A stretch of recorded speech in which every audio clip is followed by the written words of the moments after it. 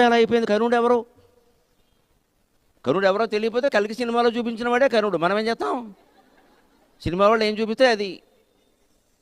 మొత్తం భారతంలో ఉన్నది వేరు, అందులో చూపించింది వేరు. అశ్వత్థామ కర్ణుడు అర్జెంటుగా హీరోలు అయిపోయారు. భీముడు కృష్ణుడు అందరూ విలన్లు అయిపోయారు. ఎలా అయిపోయారో మాకు అర్థం కావట్లా. బుర్రపాడైపోతుంది. పైగా చాలా భారతం చదివితే అర్థమవుతుంది. కర్ణుడినే అశ్వత్థామ కాపాడాడు. అశ్వత్థామను కర్ణుడు ఎప్పుడు ఒక్కసారి కూడా కాపాడలేదు. ఆ అవసరం లేదు. అశ్వత్థామ మహావీరుడు. ఇక్కడేమో ఆచార్యపుత్ర ఆలస్యమైనదా అంటూ పెట్టారు డైలాగ్. ఎక్కడి నుంచి వచ్చింది తెలియదు. మనకి ఏది కావాలంటే అది పెట్టేయడమే. ఓ 1000 రూపాయలు ఎక్కువ ఇస్తే డైలాగ్ రాసి కూడా రాసేస్తాడు కదా. అందుకే మూల గ్రంథాలు చదవాలి మొర్రో అని చెబుతూ ఉంటాను నేను. అవి చదివే మాట్లాడుతున్నాను అక్కడ. కర్ణుడితో భారతం సరి. ఆయన గొప్ప పౌరుషం పరాక్రమం ఉండొచ్చు. ఆయన బలహీనతలు ఆయనకు ఉన్నాయి. చాలా శాపాలు ఉన్నాయి, బోడు శాపాలు ఉన్నాయి. అంతే కర్ణుడికి బల పరాక్రమాలు ఉండొచ్చు, బోడు శాపాలు ఉన్నాయి. ఏం చేయమంటావు వాడికి?